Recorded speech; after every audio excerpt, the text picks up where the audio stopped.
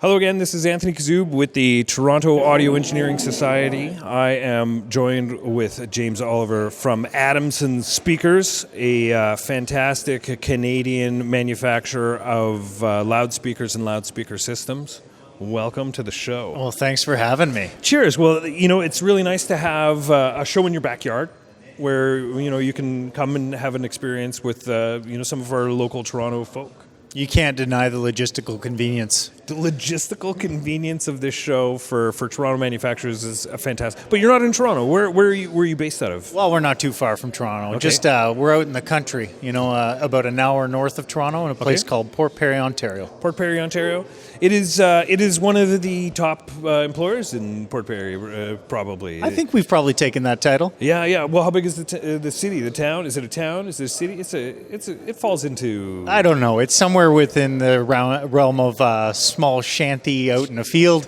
Yeah. There's about 15,000 in Port Perry. Okay, very good. Yeah. Very good. But the Toronto Audio Engineering Society had an event out at your manufacturing facility, and I have to say I was blown away by the quality of manufacturing process that was in Port Perry, in Toronto, in Canada. It was spectacular. Yeah, I had the same reaction when I went out there the first time. That was about 6 years ago. I was coming off the road. I was touring with a band called the Strumbellas at the time. Okay. And I had my first kid, and I thought, it's time to start to settle down, buy a house, let go of the dream, so to speak. Did you have a ponytail? Did you cut off the ponytail? No ponytail, but I did shave the sides of my head. Yeah. A little more Arcade Fire generation than Pearl Jam. But anyways, I walked into the building and I was shocked.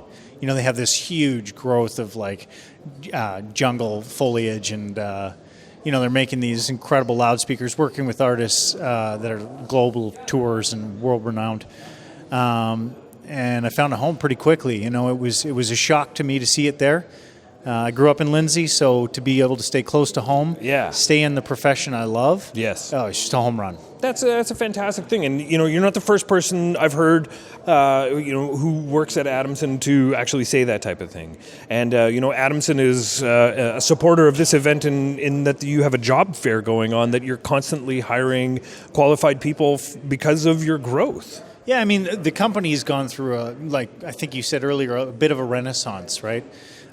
We've quadrupled in size in the past 5 years. Yeah. And managing that kind of growth when you're a manufacturer that builds from the component level, right? So we have to have a broad range of disciplines in this technology that have to find their own little masters, right? Yes. We don't just have a wood shop. We probably have the biggest wood shop in North Durham now. It's insane. And all we do is build loudspeakers, right? Yeah. So as the company grows, people emerge to be leaders within the organization.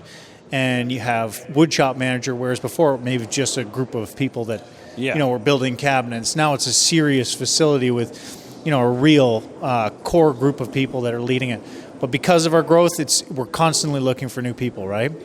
And the reason we sponsored the Network Lounge here and had little job fairs because we want people in pro audio that live in Canada to recognize here that you've got one of the most recognized brands on the planet in your backyard. Mm-hmm.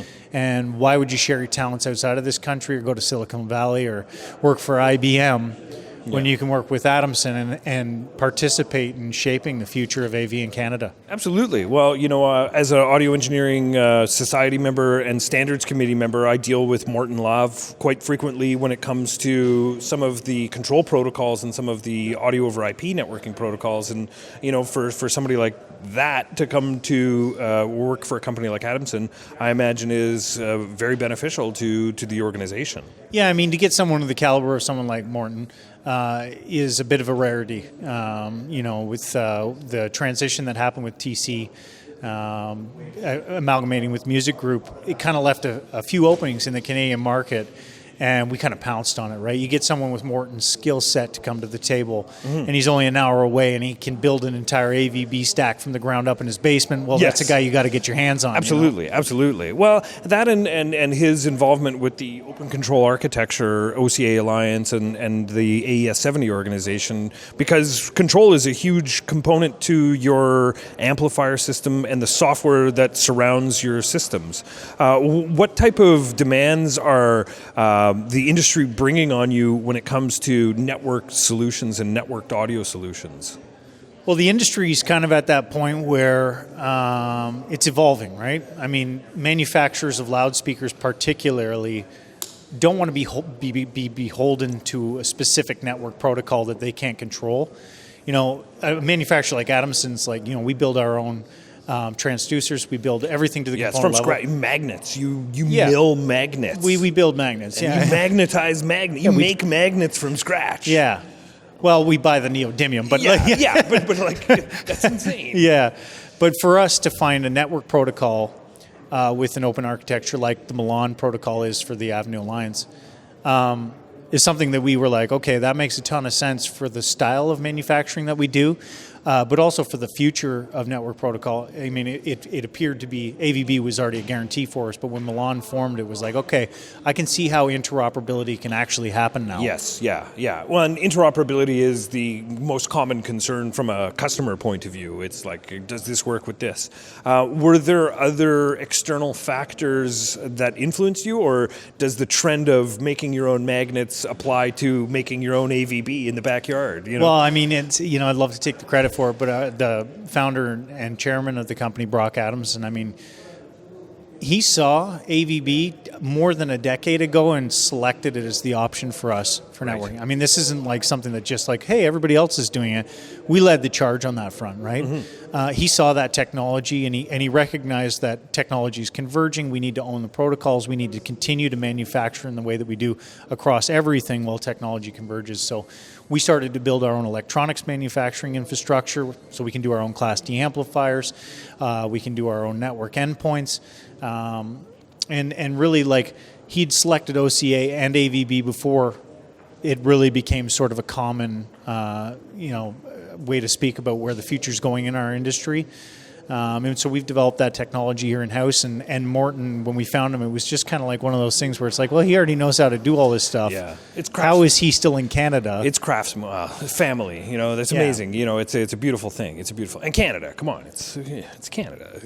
Go Raptors. Go Raptors. I guess so, yeah. Actually, should we say Go Raptors, or is it Yay Raptors now? Or Rah-Rah Raptors, I guess. I think we got to change the Go Raptors. Because we have to work on that in another interview. I know. We got to work on that. That's a different department.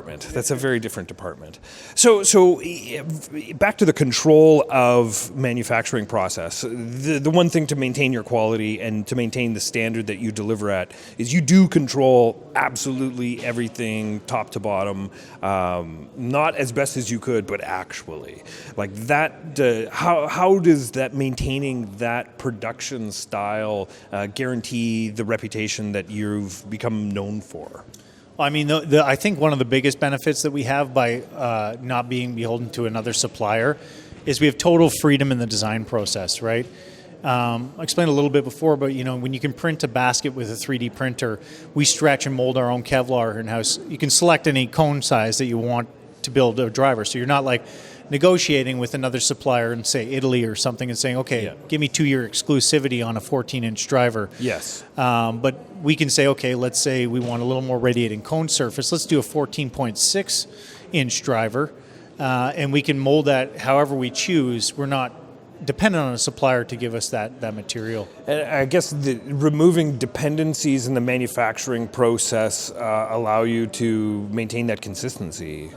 Yeah, I mean, absolutely. I mean, we have when you're getting aluminum bar stock, it's pretty easy to understand what you're getting in there. Right. And you have control mechanisms throughout the manufacturing process that ensure that the quality of the product, when it arrives on the final assembly line, stays with the same consistency, tolerance or to exacting specifications, and the performance and aspects of it are all tested through Clipple. And we make sure that when our product leaves the door, we understand every process that goes into the assembly, so when it arrives at our end users, they get that same performance they expect. Very cool. The one thing I also noticed is you are now disseminating information in your environment through having training sessions as well as like a certification or qualification type of thing. How important is it to have that information shared with users through education, not through sales? Yeah, I mean, when I came to Adamson, I had one incredible privilege of working for a brand that was recognized for performance and technology. That's not something I had to work on, right? Yeah. So in a marketing position, it became a pretty simple, logical step to grow the brand, right? First, you obviously have to get the product in the hands of the users. And after that, the education platform ensures that there's consistency in the performance in the system when it's deployed, right? Yeah. If your users know the best methods to use your systems, they sell themselves. We have that performance. It's a guarantee in an Adamson product. Right. Now, if our users have the highest availability for or credentials in deploying a system, it's a home run, right? But I still think there's always exceptions, and there's always somebody that blows something up, and there's like that's going to happen in some way down the line. So the education part of things, also probably helps some of your service side of things and some of your warranty side of things in a maybe an indirect sort of way. Yeah, absolutely. I mean, everyone who buys a Lamborghini, someone's going to crash it. Yes, right? yes. Yeah. I can't tell them how to drive. But the guy who had but 10 hours of instruction will likely crash it. He's less likely to crash that car in the first week. Yes. Right? It still goes pretty fast, though, yeah, so you got to be careful. Exactly. Well, cheers. Well, thank you so very much for sponsoring our networking lounge and being a part of the Toronto Audio Engineering Society community. We really think it's important to support local manufacturers, and we're very proud to have you as neighbors in our community. Yeah, we couldn't agree more.